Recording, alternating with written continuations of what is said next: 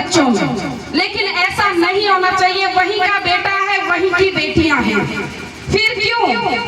आप मुझे बता सकते हैं हाथ ऊपर खड़ा करके कि ऐसा क्यों मतभेद करते भी? ये मेरा बेटा है, ये मेरा बेटा मेरा नाम रोशन करेगा, और बेटा तो है ही बेटा। लेकिन माँ ऐसा क्यों बोलती है कि ये पराए घर का कूड़ा है?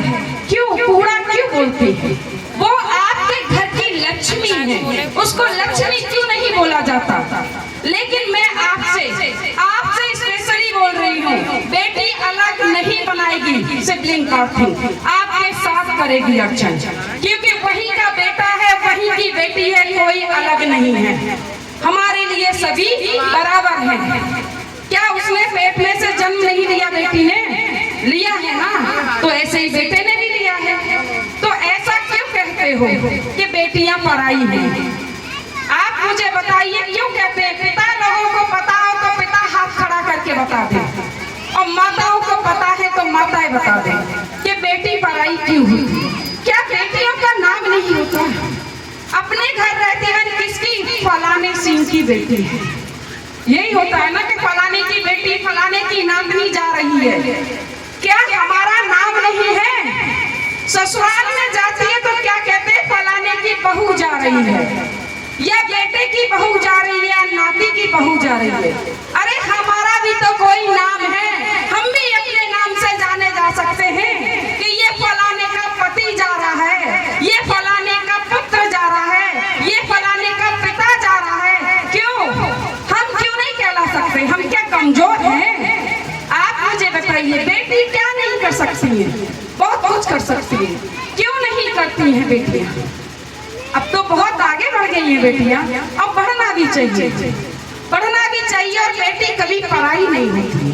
हम लोग आपस में ही कहते हैं कि बेटियां पराया धन है। नहीं, पराया धन नहीं, वो हमारा ही धन है, वो हमारी ही घर की लक्ष्मी है, ना कि वो हम दूसरे के हाथ में देते। परंपरा है, रस्म है, इस रस्म को नहीं करेंगे तो संसार कैसे बढ़ेगा?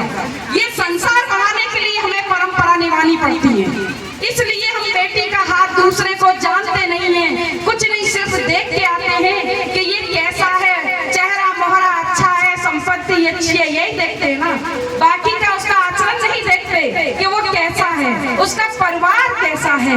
बस ये देखते हैं कि सुंदर है, बेटी के साथ चलेगा तो अच्छा लगेगा, यही देखते हैं ना, बाकी तो कुछ नहीं देखते। 25 साल उस बेटी को पालते हैं और जरा सी देर में दूसरे के हाथ में पकड़ा देते हैं विश्वास के साथ कि लो बेटा, 7 फेरे लेके वो उसकी हो जाती है, हमारी नहीं है।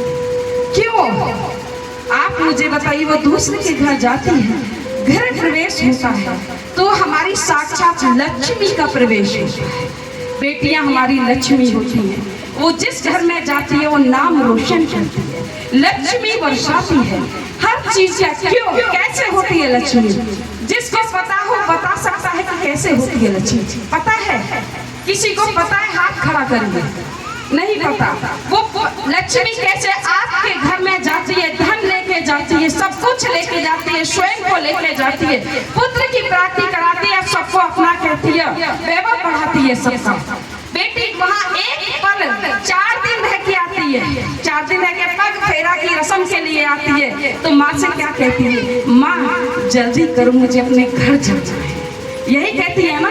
जाते ही उस घर को अपना लेती है कि मेरे घर मुझे जाना है और नहीं काम खराब हो जाएगा।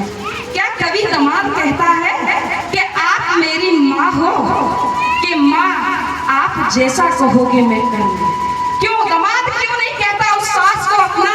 बेटियां क्यों कहती हैं उस सास को अपनी कि ये मेरी सास मेरी धर्म की माँ है, मेरी धर्म की माँ है, मैं इसकी सेवा करूंगी? तो दामाद क्यों नहीं कह सकता उस माँ को कि ये मेरी भी माँ है, तेरी वो धर्म की माँ है तो धर्म की माँ मुझे भी मिली है, पिता भी मुझे मिला है? वो ऐसा क्यों नहीं कहते? आप भेदभाव क्यों होता है भाइयों में और बहनों में? भेदभाव नहीं होना, वो भी तो माँ बाप मिले हैं ना, उसको हमें मिले तो उन्हें भी मिले। तो उस माँ को भी समझना चाहिए और उस सास को भी समझना चाहिए कि मेरी जो बेटी थी पाप की वो तो चली गई है, धर्म के पास, और ये मेरी आई है धर्म की बेटी है, तो मैं इसे अपना बना के रखूं। आज मेरी बेटी कोरा घड़ा आती है, कोरे घड़े की तरह आती है, उसे नहीं पता हमारे घर में क्या है क्या नहीं है। वो सब कुछ साच समझाती है कि बेटा ऐसे नहीं, ऐसा करना चाहिए। ये आपका जेठ है, ये आपका ससुर है, पूरे परिवार से परिचय कराती है सास। सास ही कराती है ना, हाँ तो सास परिचय कराती है, पर एक पल में उस बहू से, उस बेटी से कुछ हो जाता है, जाने अनजाने में तो एकदम क्रोधित हो जाती है सास। ऐसा क्यों होता है? क्या वो बेटी नहीं होती? क्या वो बहू ही रह गई? बेटी नहीं है किसी की, वो भी किसी की बेटी है जो आपके पास आई है। वो उसका भी हृदय है कि आपको देखा नहीं, कुछ नहीं, एक पल में आपको पकड़ा दी कि आप लीजिए से आपके भरोसे के ऊपर। तो उस बहू को भी, जो यहाँ माताएं बैठी हैं, मैं सभी से निवेदन करूंगी कि उस बहू को भी समझने की कोशिश करें कि बेटा तुझे क्या दर्द है, क्यों परेशान है। मैं बैठी तो हूँ, मैं भी तो तेरी माई हूँ, मैं तो तेरी माँ हूँ, और वो भी धर्म की हूँ। तो उस बेटी को, उस बहू को गलती को माफ करके उसे आगे बढ़ाना चाहिए, उसे समझाते रहने चाहिए पग पग पर, जैसे अपनी बेटी को समझाते हैं कि बेटा ऐसे मत करना, ससुराल में जाए तो बेटा ऐसे मत करना। तो ऐसा उस बेटी को भी समझा सकती है बहू को कि बेटा ऐसे मत करना। यहाँ हमारे यहाँ ऐसा नहीं होता।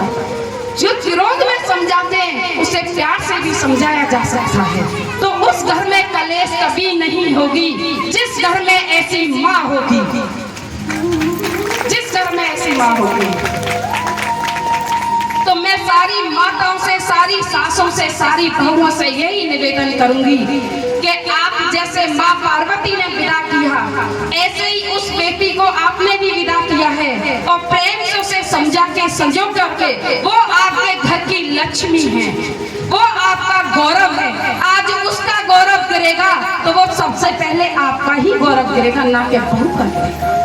सबसे पहले आपका गिरेगा, क्योंकि बहू को कोई नहीं जानता, जानते सब आपको हैं, आपको जानते हैं। तो आप बहू और बेटे का और अपना सभी का गौरव बढ़ाएं, ना कि गिराएं। निंदा चुगली न करें, जो कहना है मुंह पे कहिए, लेकिन पीछ न कहो। क्यों नहीं कहो? कि वो बहुत बड़ा पाप होता है, अपराध होता है, मन से पाप होता है कि हमने किसी को देखा नहीं है, उसके बावजूद भी हम आरोप लगा रहे हैं सामने वाले पे। क्यों? कि कानों के कच्चे हो क्या आपने आंखों से देखा उस व्यक्ति को? देख करके भी अनदेखा कर लोगे तो आपका कल्याण हो जाएगा, आपका कल्याण हो जाएगा।